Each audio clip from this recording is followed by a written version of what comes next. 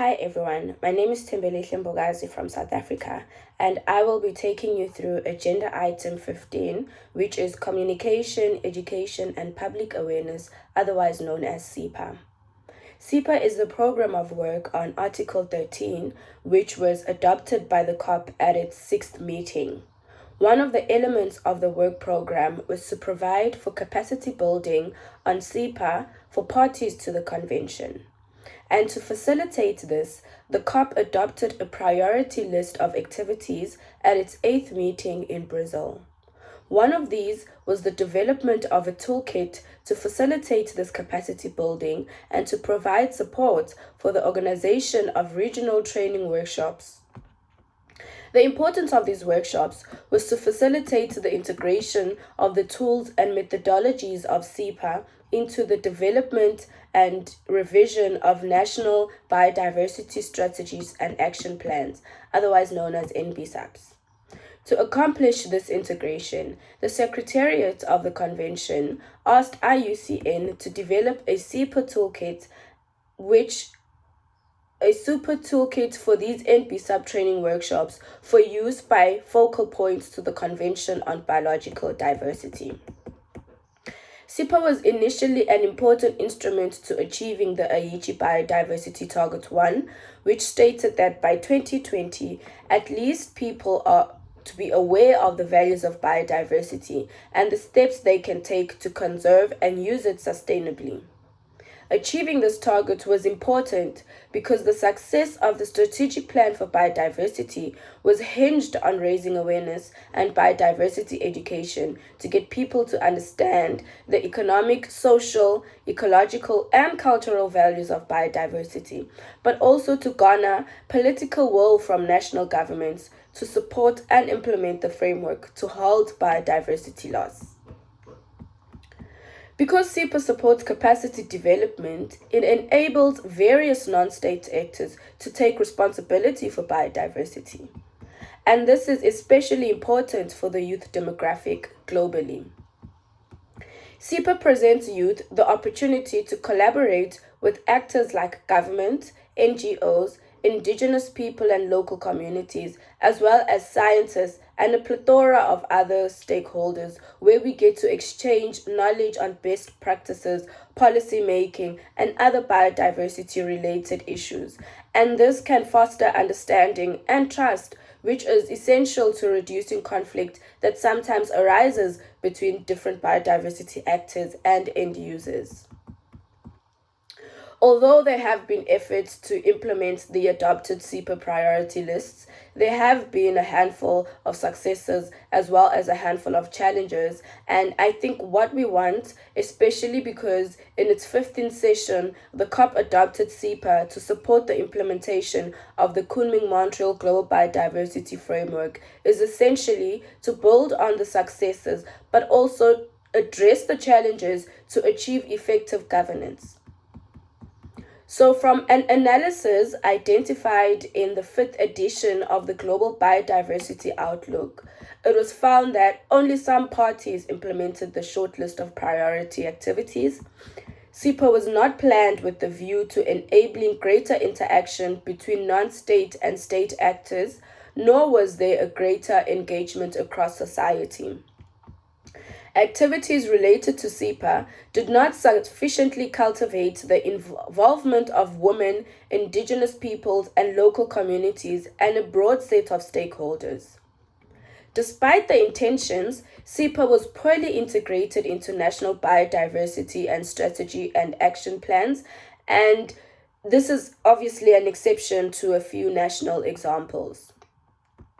Despite the proposed actions, there was a lack of capacity development at the national level for communication, education and public awareness activities, and this coupled with a shortage of resources, particularly in small island developing states and least developed countries, there were less robust outcomes.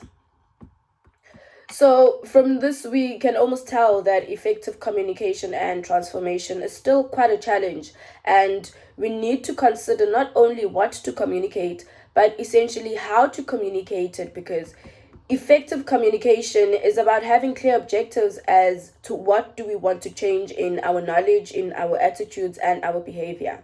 So essentially, the type of messages, the type of messengers, the choice of media, as well as the tone of voice is crucial to getting the message across effectively.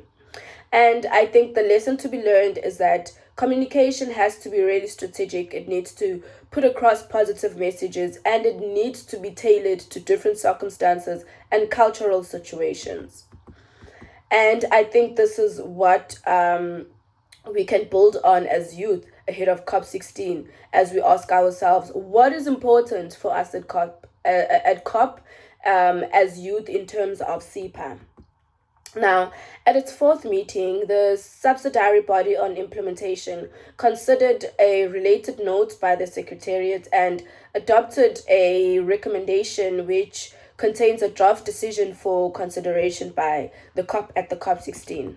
And the recommendation suggested that parties are to fully integrate and align the work on CEPA into implementation of the Kunming Montreal Global Biodiversity Framework, and they need to ensure that in their efforts they operationalize Section K on communication, education, awareness, and uptake, including each of its 7 paragraphs. Section C on considerations for the implementation of the framework, which emphasizes the importance of formal and informal education. Target 15, 16, and 21, under which CEPA are presented as integral to changing patterns of consumption and the strengthening of the awareness raising that is called for. Targets 9, 10, and 11, which requires CEPA activities to mainstream biodiversity into gender, into custom and traditional practices, into industry practices, and into everyday life, essentially, as well as calling on indigenous people and local communities to take part in biodiversity conservation.